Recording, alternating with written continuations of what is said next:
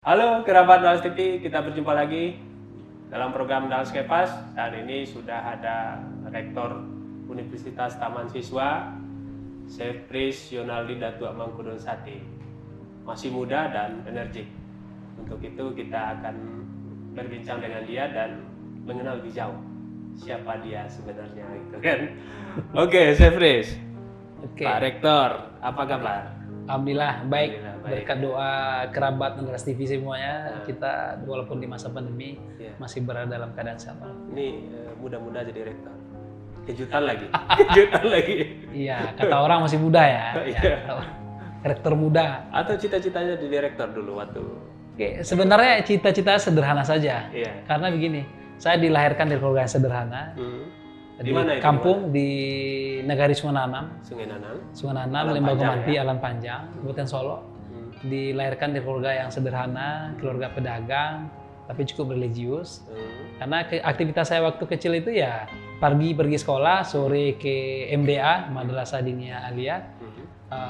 Setelah maghrib pergi ke surau dan sampai tidur di surau. Sampai tidur di surau. Ya, sampai remaja seperti itu. Berarti masih menikmati tidur di surau ya? Iya, dulu itu kan memang karena tidak ada kemajuan teknologi sampai hari ini ya bermainnya ya tradisional dan bermain di surau. Sedikit latihan silat ya? Ya begitulah kira-kira karena kampung ya, karena kampung kan ya Iya. belajar pidato, belajar ceramah dan itu yang memberikan bekal saya untuk bisa berorasi, bisa berbicara, bisa bernegosiasi karena memang di surau itu diajarkan semuanya. Diajarkan semua. Berdiskusi, berdialektika, berpidato di depan orang banyak.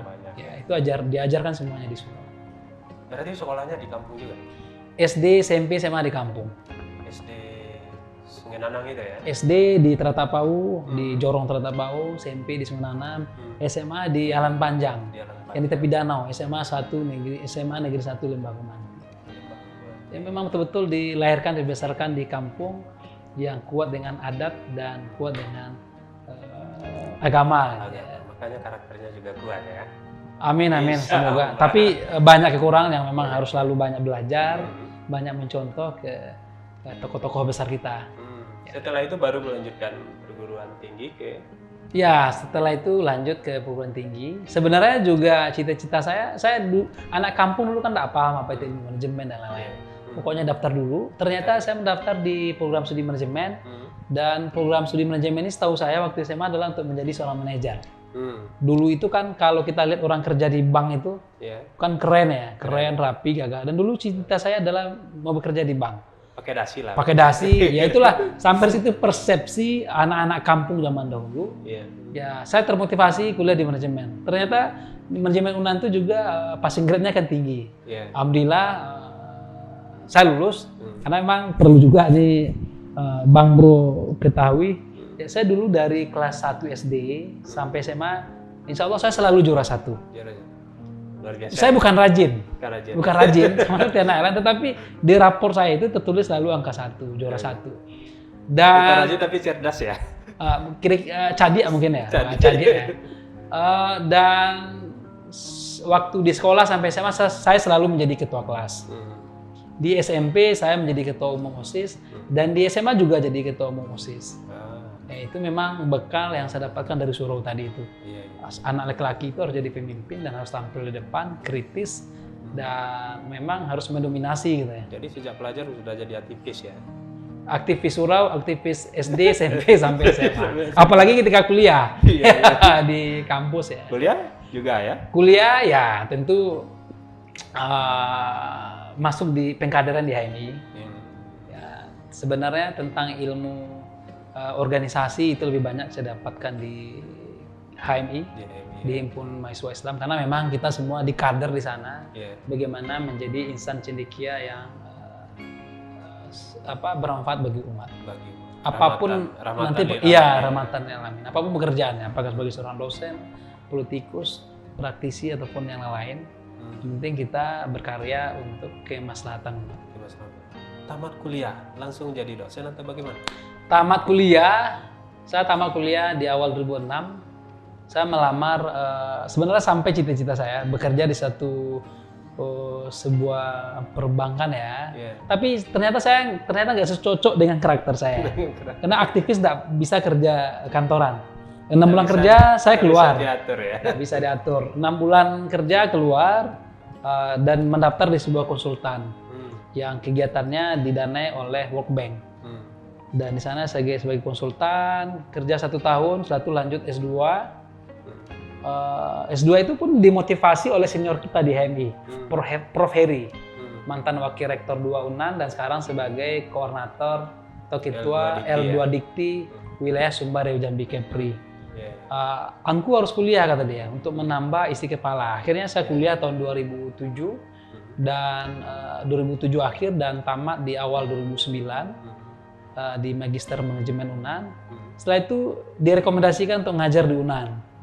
Bukan jadi asisten, tapi nggak tahu juga ya, karena mungkin di MM itu saya tamat paling duluan dan IPK-nya juga cukup bagus. Dan saya ditawarkan mengajar di UNAN di program studi program studi manajemen UNAN, Fakultas Ekonomi selama 2,5 tahun.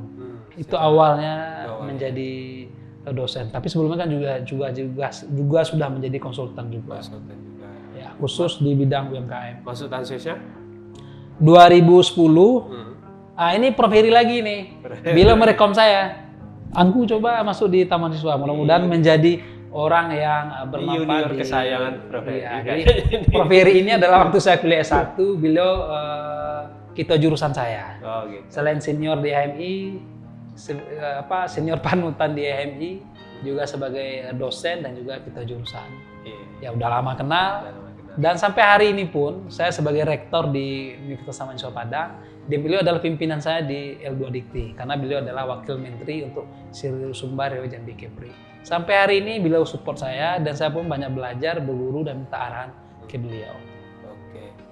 Sebelum jadi rektor, apakah langsung jadi rektor atau bagaimana? Oh tidak. Jadi selain menjadi konsultan, pindah konsultan ada terakhir juga di Safe School. Sambil jadi dosen di Taman Siswa di jurusan manajemen Fakultas Ekonomi dan Bisnis, dan fokus juga menjadi konsultan di UMKM, usaha mikro kecil dan menengah. Sampai hari ini sebenarnya juga masih jalan ya. Masih jalan bersama dengan dengan pemerintahan provinsi, OPD terkait ya, tentu juga dengan kabupaten kota dan juga beberapa lembaga-lembaga lain. Dan sebelum jadi rektor, saya menjadi dekan di Fakultas Ekonomi. 1,5 periode. Setelah itu maju pemilihan rektor. Padahal waktu maju rektor itu yang menjadi rival saya itu adalah teman-teman rektor semuanya. Mantan rektor Unitas 2 orang dan salah satu adalah mantan rektor UNU. Dan semuanya sudah pada senior dan guru saya sebenarnya. Mereka itu guru saya, senior saya. Tapi saya diminta maju di Fakultas Ekonomi untuk maju di rektor. Awalnya kan saya juga keder juga kan. Masih sangat muda. Dan belum S3 lagi kan, masih proses kuliah S3, maju jadi rektor. Tapi dengan dorongan, dengan niat yang baik, komitmen dan kinerja, saya coba maju. Alhamdulillah kita diamanahkan menjadi rektor. Dan 21 November besok, pas 2 tahun menjabat jadi rektor. Apa yang dibayangkan dulu bersaing dengan para guru dan senior ini? Ya, karena kita kan memang diajarkan di HMI ataupun di organisasi lain. Ketika Anda melangkahkan kaki dengan bismillah dan Anda yakin itu bisa Anda dapatkan, Anda harus optimis dan kejar mimpi Anda. Jangan tunggu umur tua untuk mengejar mimpi itu. Kalau Anda bisa saat ini, harus Anda kejar di hari ini. Saya fokus, saya kerjakan dengan niat dan cara yang baik, alhamdulillah itu dikabulkan. Apa yang paling berpengaruh dalam diri Chris dalam perjalanan karir? Itu sampai ke titik ini. Tentu yang pengaruh pertama itu adalah bagaimana saya dibesarkan di keluarga ya, waktu kecil. Karena saya memang lahir sampai SMA itu berada di keluarga, di dekat orang tua. Keluarga saya adalah keluarga pedagang dan saya memang sudah terpengaruh bagaimana menjadi fighter, menjadi petarung. Kalau Anda tidak fight, Anda tidak kreatif, tidak inovatif, Anda tidak akan punya penghasilan. Karena kan pedagang memang seperti itu. Harus bekerja keras, harus bekerja tuntas, bekerja ikhlas, Anda akan punya penghasilan. Dan itu saya dapatkan di keluarga. Dan juga ketika Anda bekerja, Anda harus memiliki soft skill, kepedulian, kejujuran. Nah, tentu adalah kita seorang muslim tentu sholat jangan tinggal, ya nilai-nilai agama, ibadah, dan juga hormat kepada yang tua, berteman dengan baik yang sama besar, menyayangi yang kecil. Jadi nilai-nilai yang ada di keluarga itu sangat berpengaruh. Sampai hari ini juga di keluarga kecil saya tentu sosok istri sangat berpengaruh.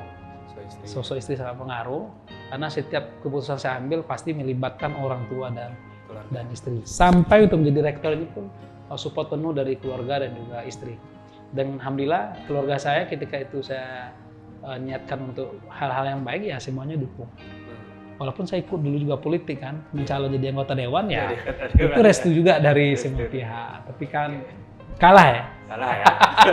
Nggak tepat. Tapi Kayak ditakdirkan menjadi rektor. ya sepertinya. Sebenarnya saya bersyukur kalah. Kalau saya menang kan saya nggak jadi rektor kan. Ya. Oke. Ini kan masih muda jadi rektor. Ya. Setelah rektor apa? Tentu kita sebagai intelektual muda yang memang harus mengabdi untuk masyarakat, rektor ini bukan langkah akhir untuk pengabdian. Setelah ini mungkin ya kembali jadi dosen, dan tentunya dosen ini harus berkarya di masyarakat. Bisa jadi nanti ya meneliti, menulis buku, dan kalaupun ada peluang-peluang lain sebagai kepala daerah mungkin juga tidak tertutup kemungkinan. Jadi wakil bupati, legislatif ataupun yang lainnya gitu. Jadi semangat kepolitiknya masih ada ya? Jadi memang ini mungkin dialami oleh seluruh aktivis. Oke. Untuk menantang diri sebagai seorang aktivis itu ya terjun ke politik. Politik praktis ya. Nah itu sebenarnya kan sudah saya coba di tahun 2018-19, ya tapi memang keberuntungan di kita belum, karena memang saya ilhami itu adalah sekolah politik bagi saya. Walaupun berbayar mahal, tapi ilmunya banyak yang saya dapatkan, dan itu saya jadikan hari ini sebagai pembelajaran. Oke. Ya. Tapi nggak tertutup kemungkinan 2024 kita coba lagi. Kita coba lagi. Oke, Pak Rektor, terima kasih Ya. atas kehadirannya di Analis TV. Sama-sama Pak. Semoga nilai-nilai yang Pak Rektor sampaikan bermanfaat bagi kerabat dan menjadi spirit juga, Ya. supaya generasi muda kita mau bergerak dan selalu kreatif, inovatif, dan selalu optimis dengan segala kemungkinan. Amin. Ya harus seperti itu. Harus seperti itu. Ya, terutama lulusan AMSES ya. Lulusan UNITAS harus seperti itu. Harus berkarya Ya. untuk mengabdi di tengah masyarakat. Oke. Terima kasih Pak Sepris, Rektor Unitas. Semoga Pak Rektor harinya lebih baik lagi. Amin. Oke, kerabat Analis TV, demikian dialog singkat kita dengan Rektor Universitas Taman Siswa, Sepris Yonaldi Datuk Mangkudun Sati. Semoga bermanfaat dan sampai jumpa. Sampai jumpa kerabat Analis TV semua. Terima kasih.